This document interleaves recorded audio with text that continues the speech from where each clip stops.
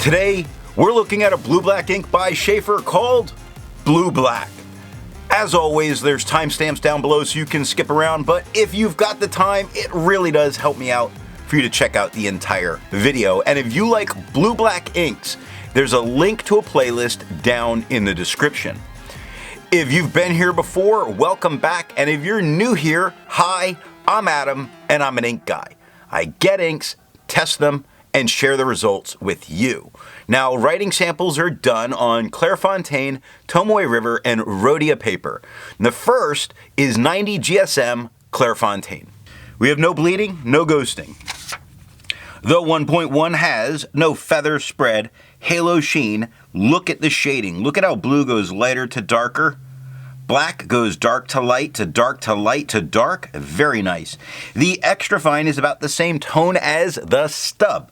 With no feather spread, halo sheen, a decent shading. Look at the word quick. Dark to light to dark to light to dark.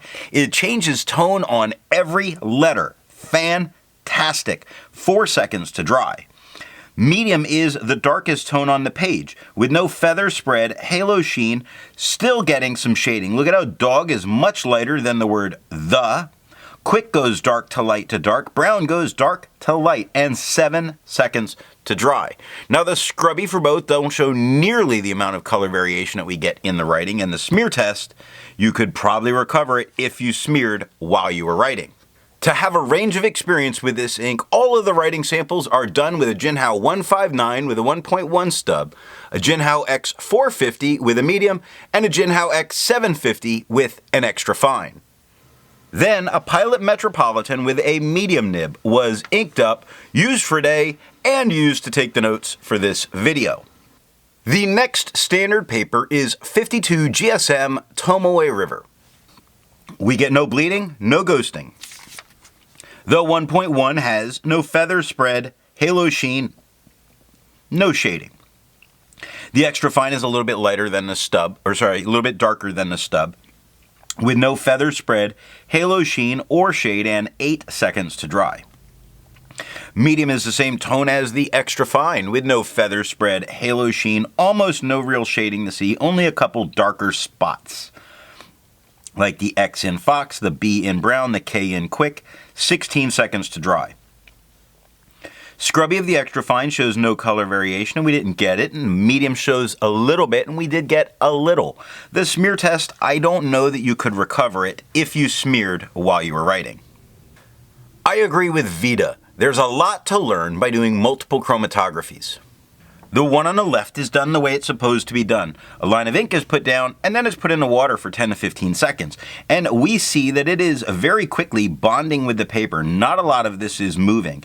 The blacker component, or really a very dark green, is staying in place. You see some of it move up as a lighter green. Then we get that blue. Now, the one on the right is let dry for 10 minutes before it's dunked in the water, and you really see that blackish green tone forming a line and not budging, and most of the blue is not budging. I'm expecting this to be a very resistant ink, as not a lot of blue moved up the paper.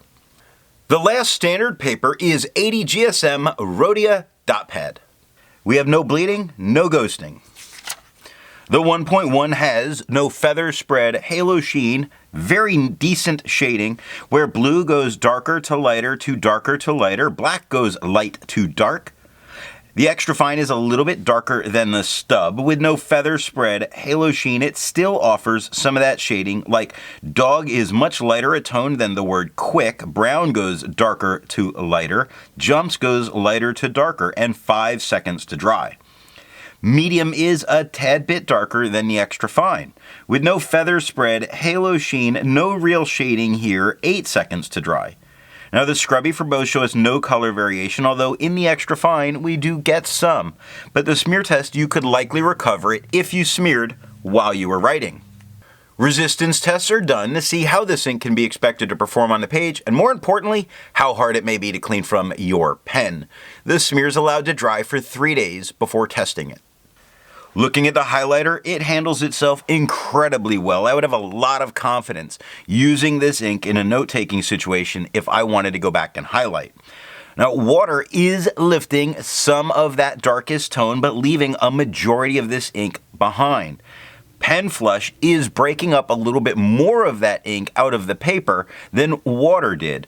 And the 1/3 bleach solution is removing it entirely from the paper, but it only took water to get this out of my pen. Additional writing samples are done on different papers in order to expand the experience with papers. This next one is Leuchtturm 1917 notebook paper. We have no bleeding, no ghosting. The 1.1 has no feather spread, halo sheen, moments of shading like the R in Sheaffer, the K and the bottom of the B in black. The E in blue, all a bit darker. The extra fine is about the same tone as the stub, with no feather spread, halo sheen. The shading shows a little nicer where quick goes darker to lighter to darker and brown goes dark to light. 4 seconds to dry. Medium by far the darkest tone on the page, with no feather spread, halo sheen, no shading, 11 seconds to dry. Scrubby of the extra fine shows color variation because we got it. Medium shows none and we didn't get any, but the smear test, unfortunately here, if you smear while you're writing, you're not going to be able to recover. For the inks tested, the average viscosity is 2.5, with the realm of normal being from 2.1 to 2.9. Sheaffer's Blue Black has a viscosity of 2.2, putting it on the lower side of normal, but still normal. If you're interested in how the viscosity is tested or how that bell curve's made, then there's a link to that video down in the description.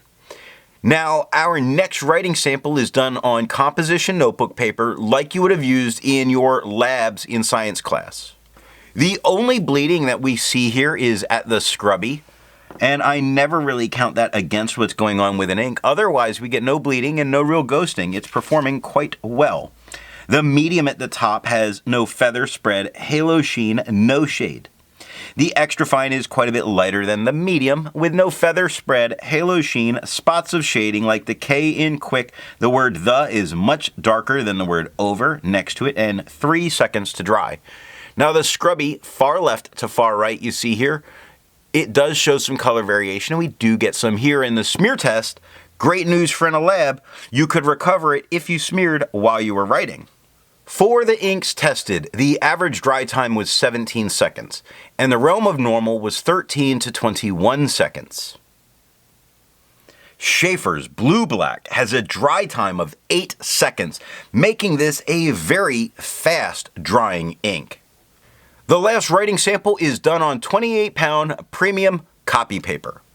The only spot that we see coming through at all is at the scrubby, which doesn't mean anything here. Otherwise, we have really no bleeding or ghosting. A very good performance. The medium at the top has feathering it all the way through Sheaffer.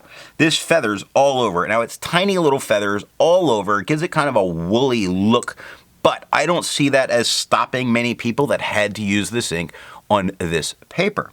It's got no spread, no halo, no sheen, no shade. The extra fine is quite a bit lighter than the medium. It does feather all over it, tiny, tiny little feathers. Again, giving it just a slightly blurry look, like the BR in brown, the F in fox, the K in quick. There's a lot of it, but not what would stop someone from using this. No spread, no halo, no sheen, no shade, 1 second to dry. The scrubby shows no color variation. We're really not getting it. In the smear test, you definitely could recover this if you smeared while you were writing. Instead of finding inks that look like Sheaffer's Blue Black, I would prefer to find an ink that complements its color on the page. I went with a nice yellow ink, Herbin's Ambre de Birmanie. And I know I killed that name. Nailed it. So what do I think of Sheaffer's Blue Black? This pen is writing very wet lately, so we get a blue black. Otherwise, we get more of a greenish black. I'm not happy with the green undertones that keep showing through. No, sir, I don't like it. But for those that like green black, this would be awesome. So what nib and pen will give the best writing experience with this ink? Because I don't care for the green-black tones that happen when the pen is drier and I really want it to be blue-black, I would say go with a very wet Japanese medium like I was using to take notes, or a wet Western fine, and you'll get a very nice blue-black. I hope you got something out of this video, and tomorrow we're going to take a look at Mont Blanc's Leo Tolstoy.